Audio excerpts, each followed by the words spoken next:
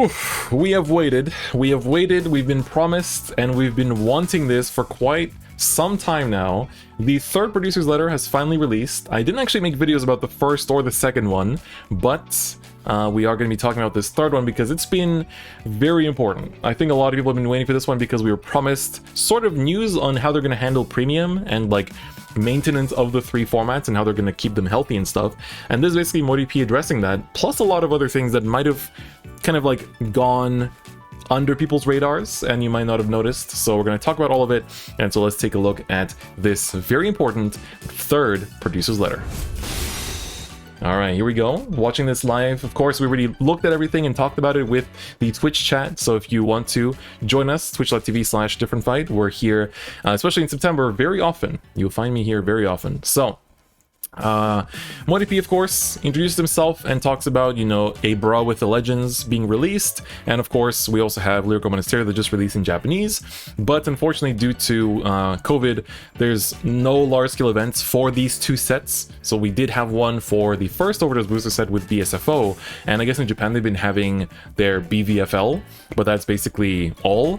But, you know, they hope that everyone's been able to enjoy Vanguard anyway. But the first big thing that they noticed, that we talked about in this one, was that they're aiming for 4 main booster sets for Overdress per year, which is pretty good. We didn't actually know this until now, technically.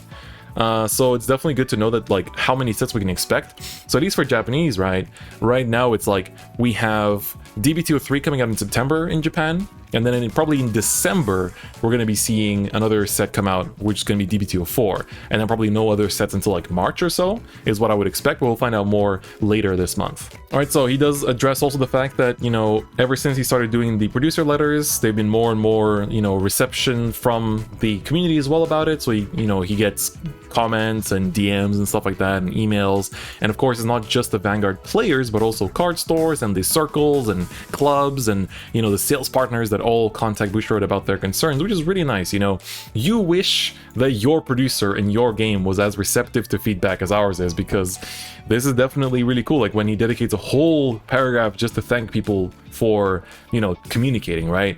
And also they've been looking at tournaments. You know, this isn't just official tournaments, they might be looking at online tournaments too. You know, hashtag FRF, and also, you know, surveys and questionnaires. And they also say that, like, thanks to the community, the questionnaire has been very successful, which is also good to see, right? Like, fill in those surveys because they do matter. They do matter. And so in this producer's letter, the two main topics that are definitely people want to know about in both Japan and overseas are how they're going to maintain all three formats, and also what they're doing to premium to actually make sure it is fixed from its current state. And so not everyone might think, you might be surprised, like some people don't think that premium isn't that problematic of a state, but you know, the company has expressed now that it is.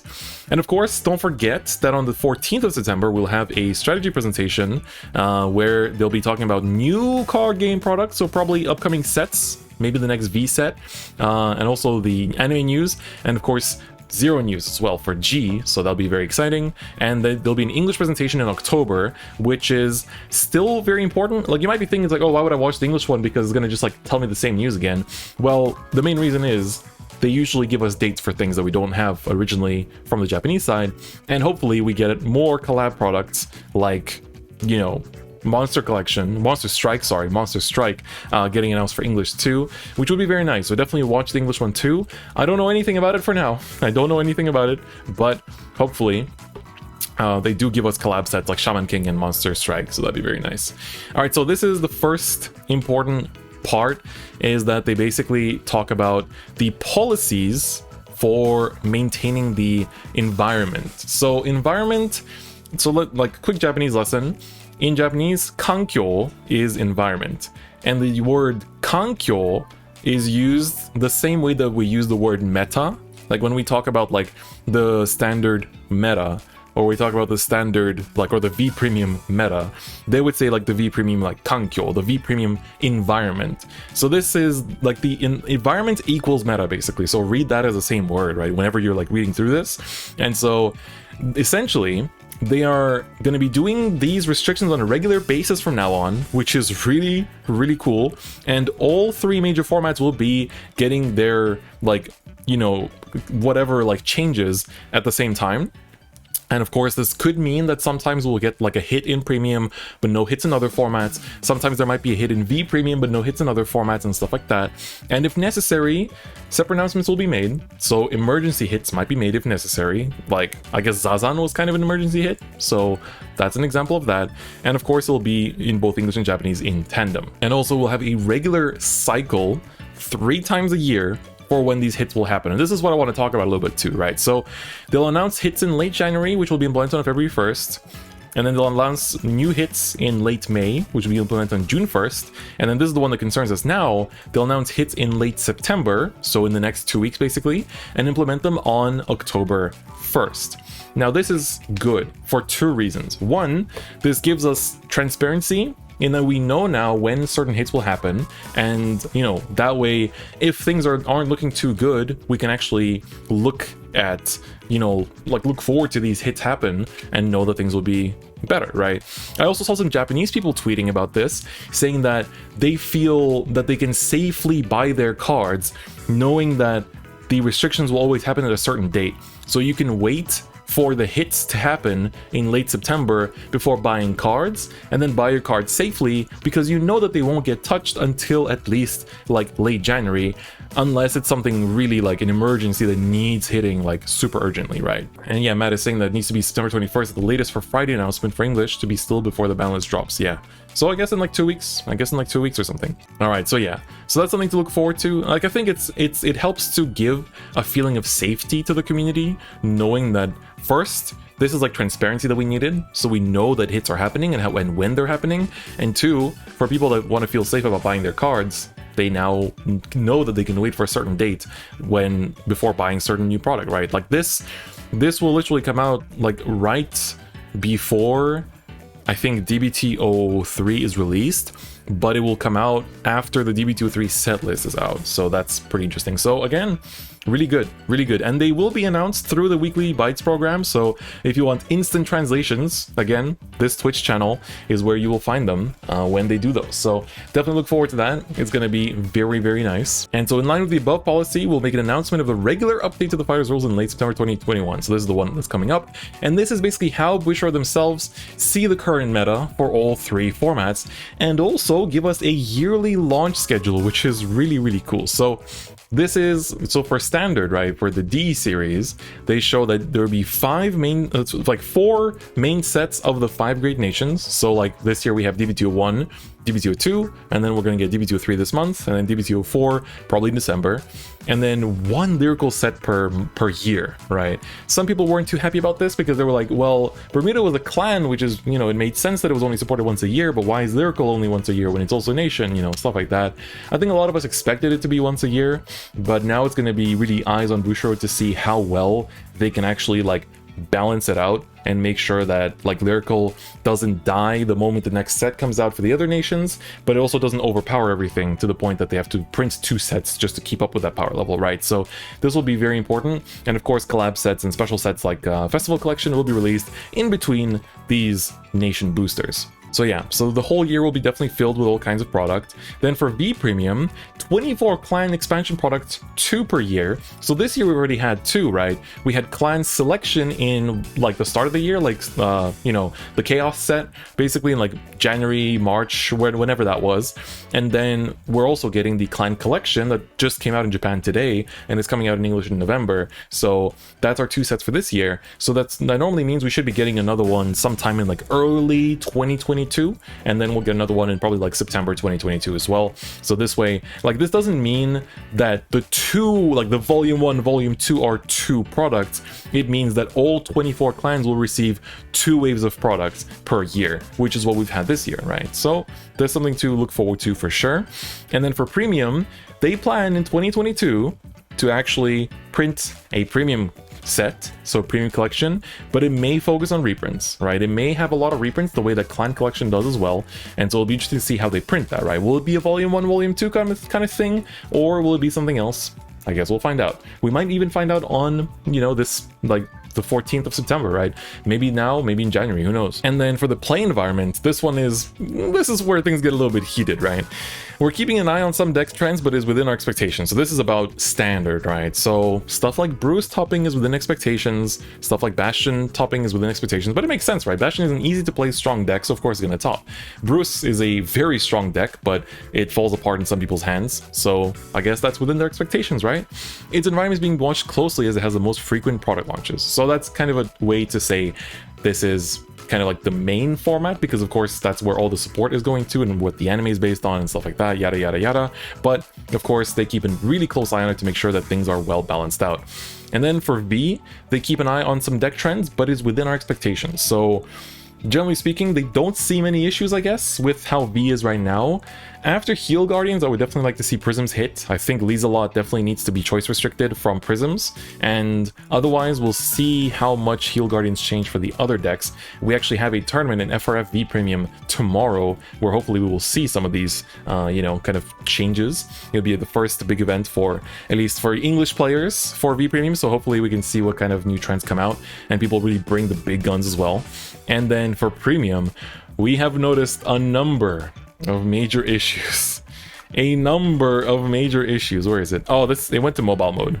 Damn it. Alright, so a number of major issues is definitely quite the line. You know, it's when you go to the doctor for your yearly health checkup and you get the mail after a few weeks and it says we've noticed a number of major issues.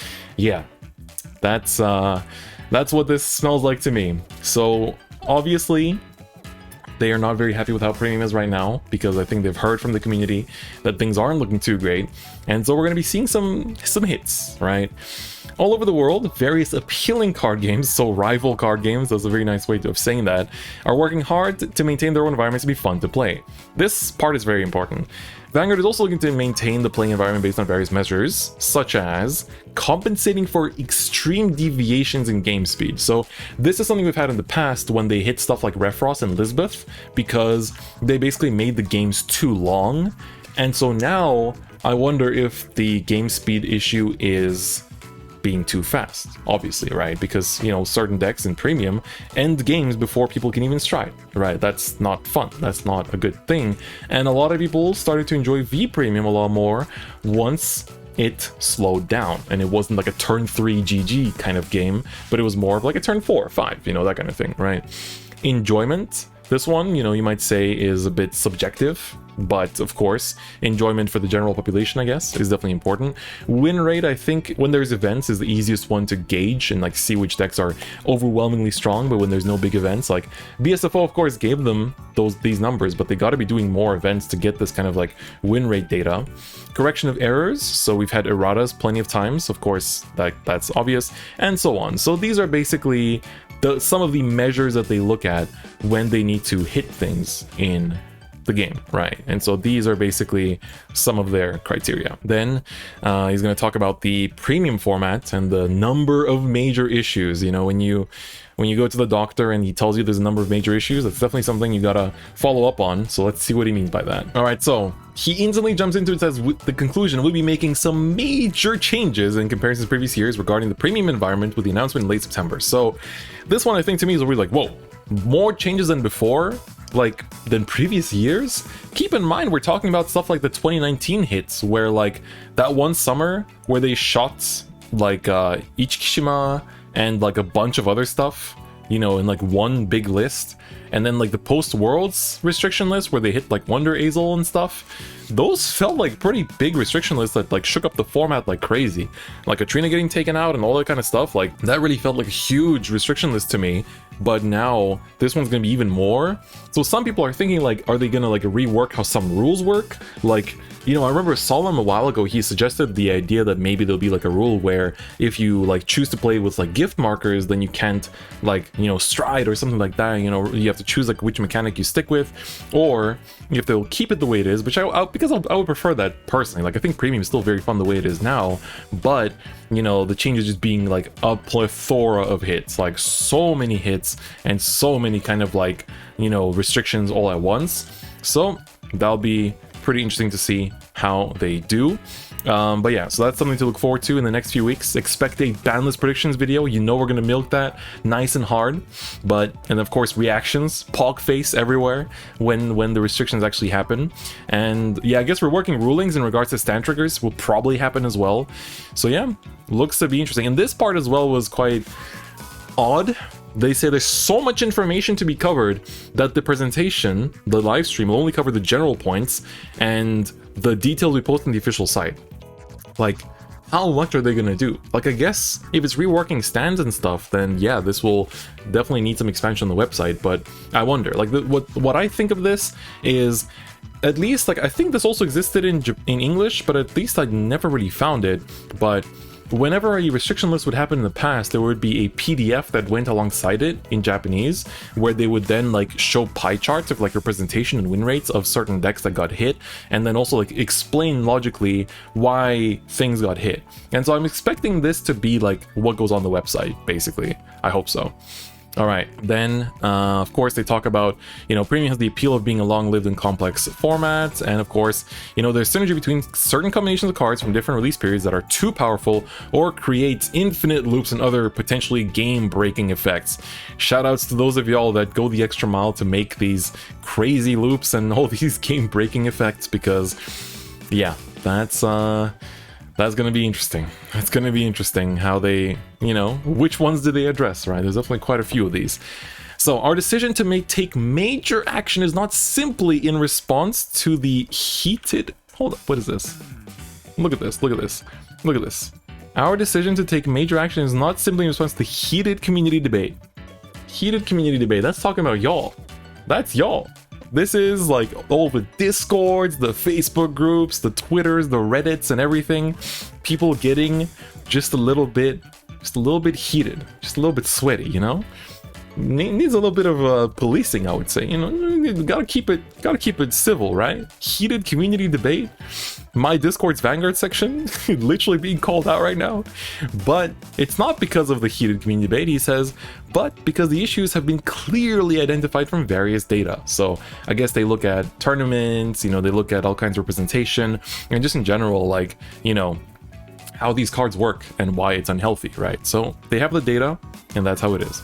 And of course, they will look, like, they're going to make these hits, and then they're going to look at whether these hits are working out, right? Whether something else terrible doesn't come up because of them or whatever, right? So I'm assuming they're going to apply any emergency restrictions if necessary, but hopefully, I think they've had, like, BSFO Premium happened more than 3 months ago. More than 3 months ago, and they've had a lot of time to decide on what to hit. And so I think that I feel pretty safe going into this, right? And so he is also certain that there'll be a lot of discussion when we make the announcement in late September, but they hope you enjoy the new meta. So here it says the new environment. Again, environment equals meta because of the word kankyo. So he hopes that we enjoy it. Then he talks about the new products. So Clan Collection in Japan and Revival Section in English coming out. And so these have implications for premium format because, of course, Heal Guardians come out for V Premium, which, of course, change how certain decks work and definitely make certain decks feel better too, which is also very, very nice. So I think that's definitely quite cool. But yeah, so he basically says, the V set introduces Heal Guardians, which also help with for premium, and then there's also the pre-reprints that are really important in English too. So yeah, he says it's important to both develop new cards and provide reprints of old cards moving forward, which is definitely true.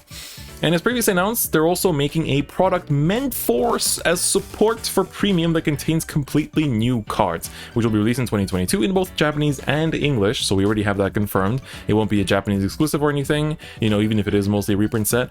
We're also considering how we can provide for our Japanese edition fighters reprinted cards for the premium format, similar to the English edition Revival selection. So please look forward to seeing how this product will turn out. So this is cool because this means that we now have a reprint set, but even in Revival Selection, there's some cards that people still want to see reprinted, like Melem, right? Like Melem, Next Stage, a bunch of other stuff that people want to see reprinted. So we might get even more reprints, or we'll just get 2 reprints of the same card back to back because Japan didn't get those reprints and they need them too. It might seem to you that like Japan doesn't need reprints as much because like premium cards in general are cheaper in Japan, but they're really hard to find stock of because a lot of shops just like sold everything out for cheap bundles when the format changed, and so cards are just hard to find, right? They're That's just kind of how it is. Chaos Breaker close reprint would be fantastic. So yeah, that's definitely very nice. You know, just new premium product coming out, being announced like that is very, very cool. And yeah, so this is a little sign off, and of course look forward to the live stream. And that's basically the whole letter, and there's a lot of really cool things about it that I really do like. I think for me, some of the bigger takeaways are, of course, like, you know, this cycle of updates and like this cycle of like restrictions that we now know will be very like regular. And also like this gives safety to people knowing that they can buy their cards, and like, you know, they can buy their cards after the restriction and know that they're safe in buying them because they won't get randomly shot down the month after, right? That happened all the time in V Premium last year when the Luard set came out. Everyone bought it and bought the Luard stuff, and then it got hit right after, and people just felt betrayed, right? So that kind of safety is very important right now, and I think that this is really, really cool. So yeah, I think that it's overall a really good letter. I think we've been able to talk about a lot of these announcements. I like that they're being very transparent about the hits, about this schedule. Wouldn't even know the products coming out like next year at all, but we do know that, like, you know, there'll be 4 main sets, and like you can basically, you know, if you only play the main sets and none of the collab sets, you just need to, like, you know, basically upgrade your decks 4 times a year, and that is a very, very like stable schedule, I would say. A very like safe one. You don't have to worry about like overspending, I guess, as much, because it's going to be every 2 or 3 months, right, if they want to fit it into 4 times a year. So yeah, I like that a lot. Very cool stuff overall. Definitely very happy with where things are going. So thank you, MoriP, honestly, for an amazing producer letter. Can't wait for the next one, and I hope that maybe next time my suggestions to what I would want to see, and please leave in the comments as well what you would like to see in the next producer letter, because he might see it, he might check it out. I would like them to talk about more about like promo distribution for Overdress, because there's definitely like some promos, like now the lyrical promos, like the bracket one, are definitely looking to be really hot, and hopefully, you know, those don't become hard to get in English and stuff like that. And also, I think another thing I'd like to see is him kind of talk about maybe the frequency of collab sets, because now we know that the main sets will be 4 times a year, and we know that the lyrical sets will be once a year, and like V sets will be twice a year, but we don't know how often the collab sets are per year. And I know that might be a bit difficult for them to actually like determine, but I think it would really help if we knew the like release like rate for the collab sets, because I think that's another one that people feel quite strongly about right now, and it's definitely hard for them to talk about it in terms of like English because it's of the licensing issues, but at least for Japanese, I think I would like to know that, because we're going into our 3rd collab set of this year, and you know, that's quite a lot. So it would be cool to see how that's gonna go. But yeah, that's it. That's my thoughts on the producer letter. Make sure you read it yourself as well. I'll leave a link in the description, and as always, if you like the video, do give it a like. If you like the content, please do subscribe as well, as it helps the channel a lot. If you need to get cards, go to Parkage, use discount code DifferentFight. And otherwise, that's gonna be it for me today. Thanks so much for watching, and we'll see you guys next time. Bye bye.